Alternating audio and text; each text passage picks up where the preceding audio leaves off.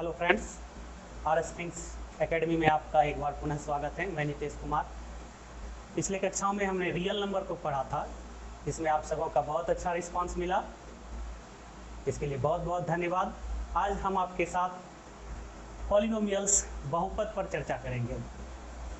तो सबसे पहले इसका हम परिचय देखेंगे। पॉलिनोमियल्स किसको कहते हैं?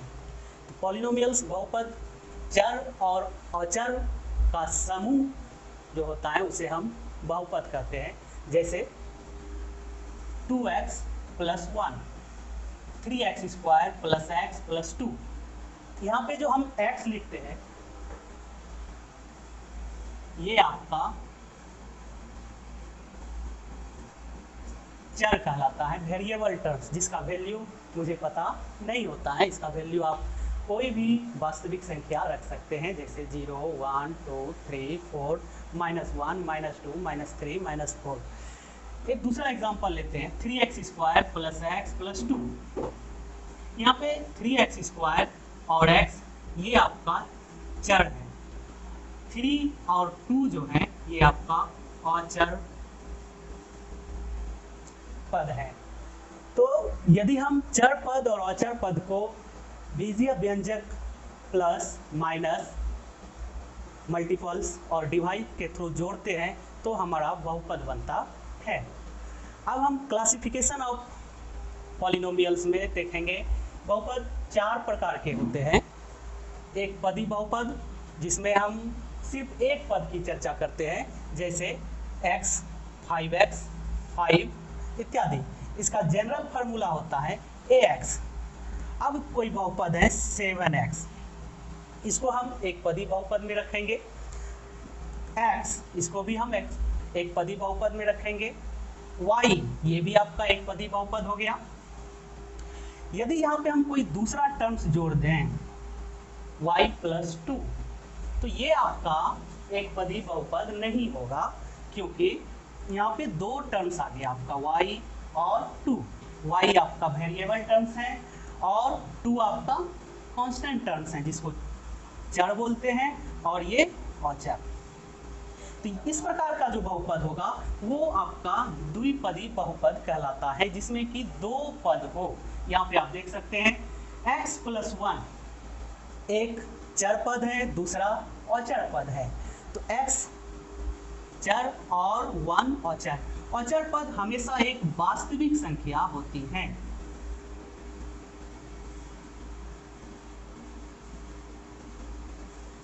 अचर पद हमेशा एक वास्तविक संख्या होती है। यहाँ पे हम देख रहे हैं कि 5 और x द्विपदी में, एक पदी बहुपद में भी आप देख रहे हैं 5x। ये 5 और x एक दूसरे से गुणा के रूप में जुड़ा हुआ है, इसीलिए हम इसको गुणांक कहते हैं।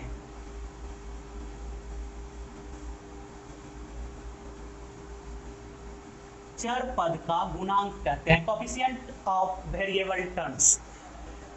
अर्थात x का जो भी वैल्यू होगा वो 5 गुने के बराबर होगा। जैसे 5x, इफ x = 1 है तो 5 × 1 = 5। यदि x का वैल्यू आप 1 की जगह 3 रखते हैं तब 5 × 3 = 15 होता है। इसके अलावा त्रिपदी बहुपद, जिसमें कि 3 पद होते हैं। यहाँ पे देखिए आप, x² + x + 1, ये आपका x² फर्स्ट, सेकेंड और थर्ड। ध्यान रहे, इसमें थोड़ा सा कठिनाई होता है। यदि आप x + x लिख देते हैं तो क्या ये द्विपदी बहुपद है? जी नहीं। x + x का मतलब हो गया 2x। ये द्विपदी नहीं है, बल्कि एक पदी बहुपद है। ठीक उसी प्रकार ये दोनों अलग अलग यदि हैं, x + y, जैसे कि यहाँ पे हमने लिखा है x + y, यहाँ पे दो वेरिएबल्स टर्म्स हैं, दो चर पदों का योग है, तो ये आपका द्विपदी बहुपद में आएगा। परंतु यदि एक ही प्रकार का चर राशि जोड़ के रूप में हो या गुणा के रूप में हो तो वो आपका वेरिएबल टर्म द्विपदी बहुपद नहीं कहलाएगा। अब जैसे x × x = हो गया आपका x², ये भी आपका एक पदी बहुपद है, ना कि द्विपदी बहुपद है। त्रिपदी बहुपद में भी आप तीन टर्म को यहाँ पे जोड़ के साथ या घटाव के साथ लिख सकते हैं। आप ऐसा भी लिख सकते हैं x² - 2x + 3।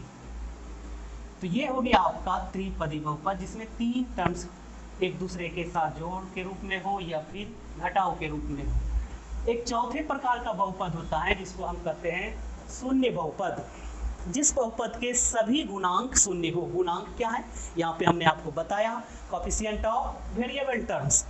जो वेरिएबल टर्म्स हैं, जो चर राशि है, उसके आगे जो गुणांक के रूप में, जैसे यहाँ पे 5x हमने लिखा था, तो ये जो 5 है ये आपका गुणांक है। यदि ये 5 के जगह 0 हो जाए, 5 के जगह 0 हो जाए तो ये आपका शून्य बहुपद कहलाता है।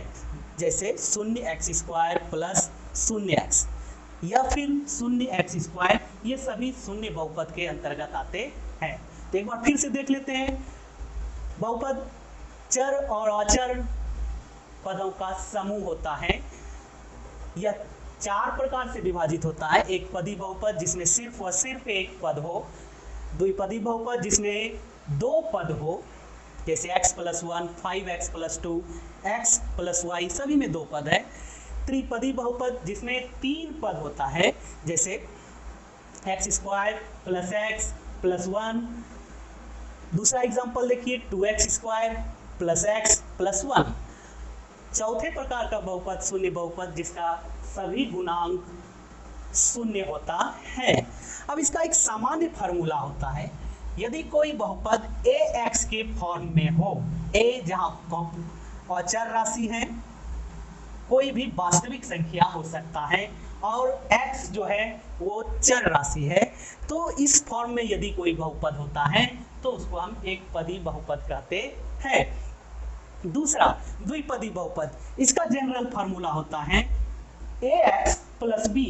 यहाँ a और b ये दोनों आपका अचर राशि है, x चर राशि है। तो ये फॉर्म में यदि कोई बहुपद है ax + b, यहाँ पे देखिए 5x + 2, a की जगह पे 5 है, b के जगह पे 2 है, तो इस प्रकार का बहुपद आपका द्विपदी बहुपद कहलाता है। एक पदी बहुपद हो गया आपका ax, द्विपदी बहुपद हो गया आपका ax + b। a और b कांस्टेंट टर्म्स हैं, अचर राशि है, और x वेरिएबल टर्म्स है, चर राशि है।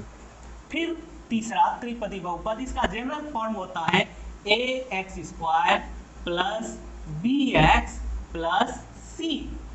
यहाँ पे 3 कांस्टेंट टर्म्स है, a, b और c। कांस्टेंट टर्म्स करने का मतलब अचर पद है a, b और c। 2 चर पद है x² और x। शून्य बहुपद का जनरल फार्मूला 0 × x, यानी कि इसका कोएफिशिएंट जो होगा वो 0 के बराबर होता है। अब हम इसके आगे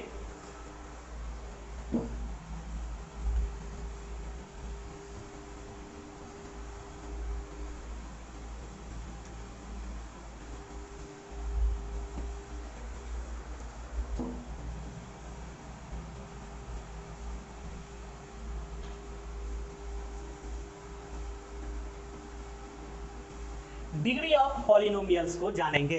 इसको हिंदी में कहते हैं बहुपद का घात।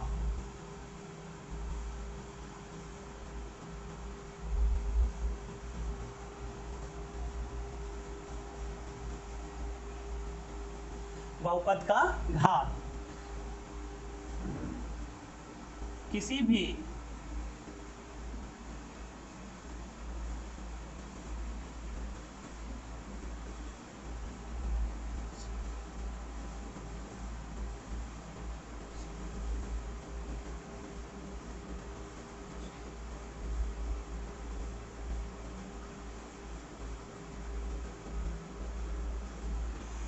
तो डिग्री ऑफ पॉलिनोमियल्स उसको कहेंगे किसी भी बहुपद के चर का उच्चतम मान, the maximum value of variable terms in A polynomials. जैसे उदाहरण के तौर पे 2x² + x + 1। तो सबसे पहले जो हमने अभी सीखा था ये किस प्रकार का बहुपद है, तो ये त्रिपदी बहुपद है। त्रिपदी बहुपद में वेरिएबल टर्म्स कौन सा है? तो x है, इसका पावर 2 है। दूसरे वेरिएबल टर्म्स का पावर जो है वो 1 है। यदि कोई पावर नहीं है तो वो 1 के बराबर है। तो इसका डिग्री जो हो गया वो हो गया आपका 2।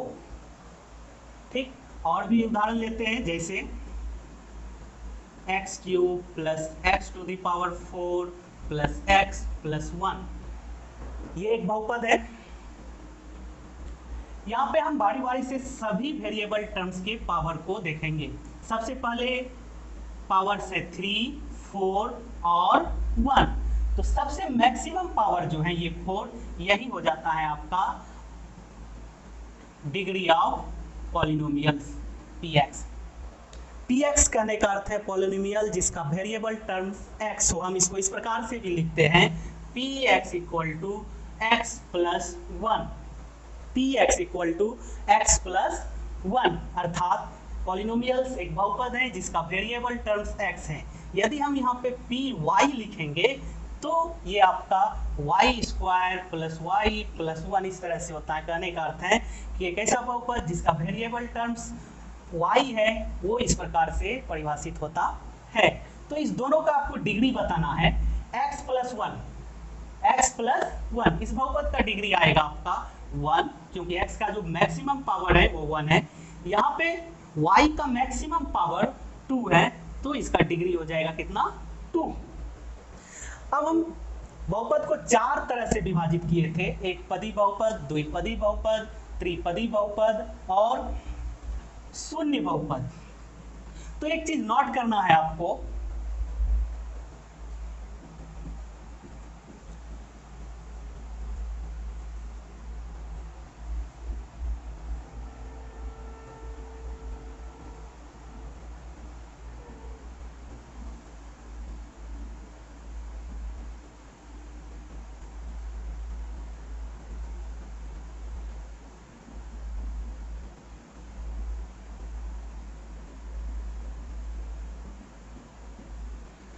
शून्य बहुपद का घात निर्धारित नहीं होता है। यदि पूछा जाए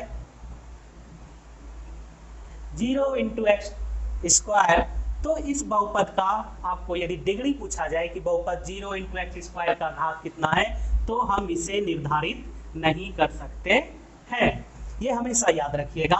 ऑब्जेक्टिव क्वेश्चन में आपको पूछा जाएगा कि शून्य बहुपद का घात कितना आता है, तो आप लिख सकते हैं कि शून्य बहुपद का घात निर्धारित नहीं होता है।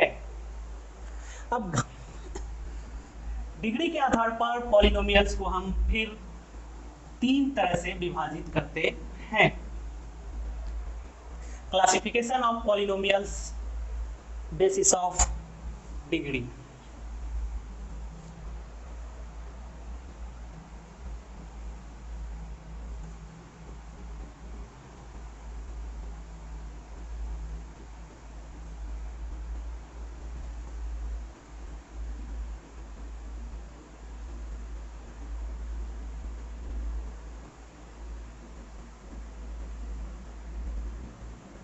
घात के आधार पर बहुपद का वर्गीकरण। तो यदि किसी बहुपद का, जैसे x प्लस 1, एक एग्जांपल लेते हैं, ये द्विपदी बहुपद है जिसका घात कितना है, डिग्री जो है वो है आपका 1। तो यदि किसी बहुपद का डिग्री 1 आता है तो वो रैखिक बहुपद कहलाता है, वो रैखिक बहुपद कहलाता है। अब यदि किसी बहुपद का घात 2 आता है, जैसे एक एग्जांपल लेते हैं x square plus x plus 1, इसका घात कितना है, डिग्री ऑफ पॉलिनोमियल्स, तो आप लिखेंगे maximum value of variable terms, तो 2 है, तो ये 2 हो गया। इसको द्विघात बहुपद कहते हैं, द्विघात बहुपद कहते हैं।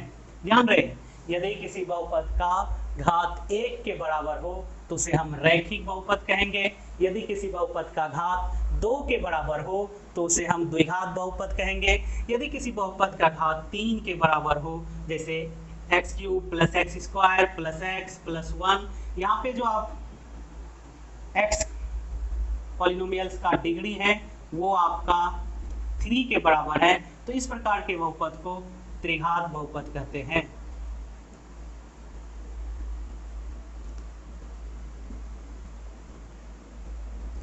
तो कुल मिला के दो तरह से हम बहुपद का वर्गीकरण करते हैं। सबसे पहले बहुपद 4 तरह का होता है, एक पदी बहुपद, द्विपदी बहुपद और त्रिपदी बहुपद और शून्य बहुपद।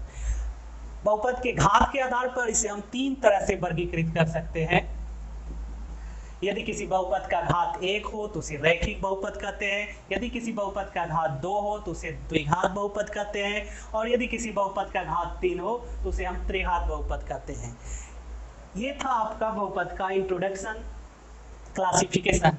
अब इसके आधार पर हम कुछ सवाल जो आपको आगे के एक्सरसाइज में मिलेगा, कुछ ऑब्जेक्टिव क्वेश्चंस देखते हैं।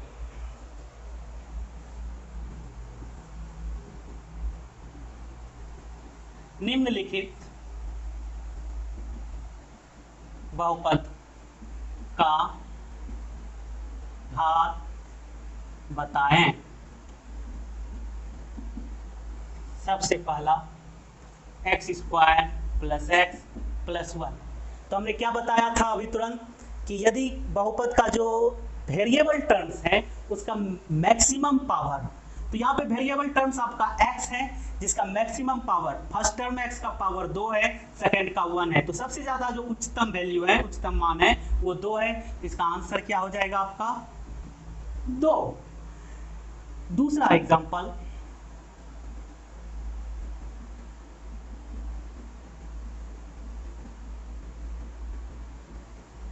ये भी एक प्रकार का बहुपद है। अब यहाँ पे परेशानी है, यहाँ पे एक चर वाला बहुपद था और ये 2 चर वाले बहुपद है। यदि एक से अधिक चर राशि हो, एक से अधिक वेरिएबल टर्म्स हो, तो जिस वेरिएबल टर्म्स में दोनों वेरिएबल टर्म्स का योग अधिक हो, जिस टर्म्स में, यहाँ पे 3 टर्म है, x² y² और एक कांस्टेंट टर्म्स है 3, तो हमको सिर्फ वेरिएबल टर्म्स को देखना है। तो फर्स्ट टर्म में x का पावर 1, y का पावर 1, ये दोनों मिलके हो गया 2। सेकेंड टर्म में x का पावर 2 और y का पावर 2, तो ये दोनों मिलके हो गया 4। तो यदि इस प्रकार का बहुपद हो उसका घात लिखना है, तो दोनों बहुपद के मैक्सिमम पावर्स को जोड़ देते हैं और उसका घात हो जाता है 4। तो x ठीक इसी तरह ab + 2ab 2ab² + b²। यहाँ पे देखिए, यहाँ भी 2 वेरिएबल टर्म्स हैं, फर्स्ट ab, यहाँ भी ab है और यहाँ सिर्फ b है। तो हम सभी पद के पावर्स को जोड़ लेंगे। a का पावर कितना है, कुछ नहीं है, तो 1 के बराबर है, b में भी 1 के बराबर, तो ये दोनों जुड़ के 2 के बराबर हो गया। दूसरे टर्म में a का पावर 1 है और b का पावर 2 है, दोनों जुड़ के 3 के बराबर हो गया। तीसरे टर्म में b का पावर सिर्फ 2 है, तो इसका डिग्री जो होगा यानी घात वो हो जाएगा 3। अब एक बहुपद है 4, इसका घात निकालना है। यहाँ पे वेरिएबल टर्म्स है ही नहीं, तो इस प्रकार के बहुपद में हम वेरिएबल टर्म्स अपने मन से डाल सकते हैं। x⁴, तो किसी भी संख्या पे यदि पावर 0 होता है तो उसका वैल्यू 1 होता है, तो 4 × 1 ये 4 के बराबर है, तो इस बहुपद का घात हो जाएगा आपका 0। तो धन्यवाद। आगे हम एक्सरसाइज पढ़ेंगे जिसमें ढेर सारे इस प्रकार के सवाल पर हम चर्चा करेंगे।